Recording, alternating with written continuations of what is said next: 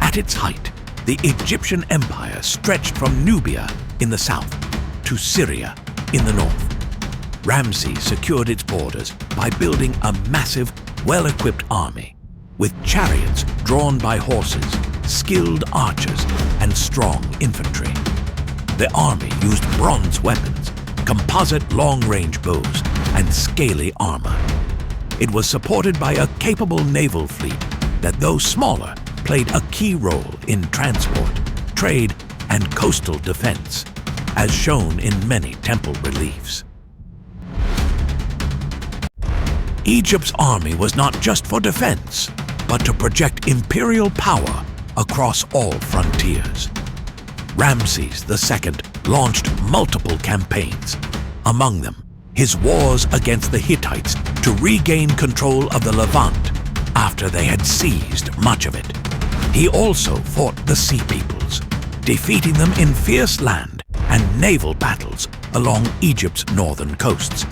He repelled Libyan incursions on the western borders and led expeditions south into Nubia to secure Egypt's frontier and recruit Nubian soldiers. But his most famous campaign was the Battle of Kadesh near the Orontes River, fought in his 5th regnal year. The Egyptians and Hittites, the two great powers of the age, competed for control over Syria, a land rich in trade routes and resources. Long before the Battle of Kadesh in the 13th century BC, the Hittite Empire had already emerged as a formidable Anatolian power. Its origins trace back to the 17th century BC, when early kings like Labarna I laid the foundations of centralized rule from Hattusa in modern-day Turkey. Over centuries, the Hittites developed a hierarchical society led by kings who held both political and religious authority, often bearing the royal title Tabarna. By the time of King Muwatalli II, the Hittite military, especially its elite chariot corps, had become a match for Egypt's forces. The Hittite army could field up to 30,000 troops in major campaigns, combining a professional corps of infantry with seasonal levies and vassal contingents. Their chariots, lighter and more agile than Egyptian models, were typically crewed by 3 men: a driver, a spearman, and a shield-bearer, allowing for coordinated, high-impact strikes. While they pioneered ironworking, most battlefield weapons remained bronze-based, including stabbing swords, curved sickle blades, and ribbed daggers. The military hierarchy was tightly organized under royal command, with specialized units and logistical systems enabling swift mobilization and effective siege tactics. This expansion eventually led to direct confrontation with Pharaoh Ramses II over the strategic city of Kadesh near the Orontes River. During the 5th year of the reign of King Ramses II, the famous Battle of Kadesh took place, and that was around the year 1274 BC. In preparation for the battle, Ramses formed an army divided into 4 powerful and heavily armed divisions. Each division was led by one of the brave commanders carefully selected for the task. During the reign of Ramses II, a single division consisted of around 10,000 soldiers. Ramses named each of the 4 divisions after one of the well-known deities of the ancient Egyptian pantheon at that time. These divisions were the division of the god Amun. This division was under the direct command of Ramses himself. It was the strongest of the 4 divisions and adopted Thebes as its emblem. The division of the god Ra. This division marched behind Amun's division to protect it and safeguard the king. The division of the god Ta. It was responsible for heavy supplies and war chariots. The division of the god Set. This division's mission was to protect the supply lines and secure the rear of the army. The Battle of Kadesh took place near the Orontes River, known to the Greeks and Romans by that name.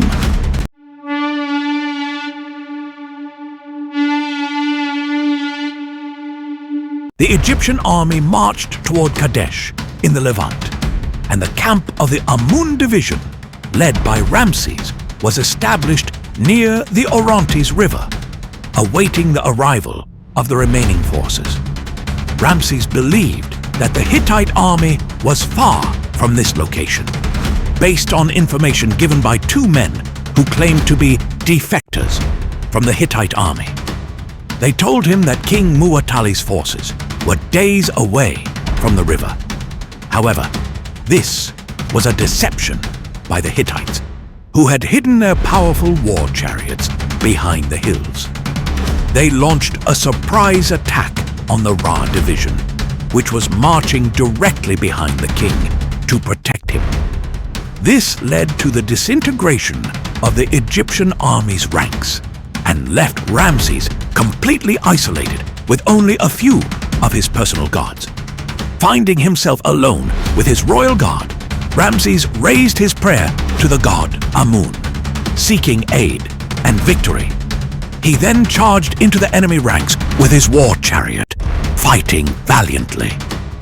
Just as defeat seemed imminent, the Ta division arrived at the right moment and joined the battle. The course of events shifted from a certain defeat to an honorable military stalemate. Ramses narrowly escaped death, and the Egyptians managed to force the Hittite forces to retreat northward. Nevertheless, the losses on both sides were severe, and the battlefield was strewn with the corpses of the fallen on both banks of the Orontes River. Although the battle ended without a decisive victory for either side, Ramses' heroism during the battle was legendary, immortalized in the inscriptions of pharaonic temples and recorded in history books. In the 21st year of his reign, 1259 BC, after years of hostilities, Ramses II and the Hittite king Hattusili III signed the Treaty of Kadesh, the world's first known written peace treaty. It included clauses of mutual cooperation, non-aggression, and alliance. To seal the accord, Ramses married a Hittite princess.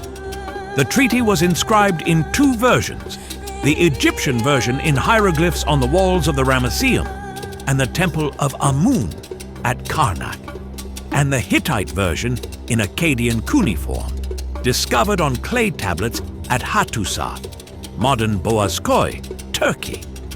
The original tablet is preserved in the Istanbul Archaeology Museum, with replicas displayed in Germany and at the United Nations headquarters in New York as a symbol of the oldest recorded peace in human history.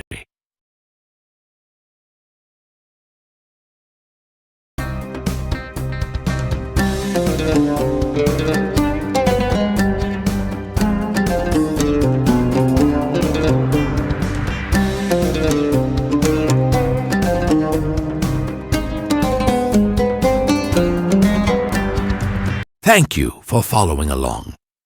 Your comments and engagement with the Narrator channel are the compass by which we can refine and diversify our content to align with your aspirations and vision.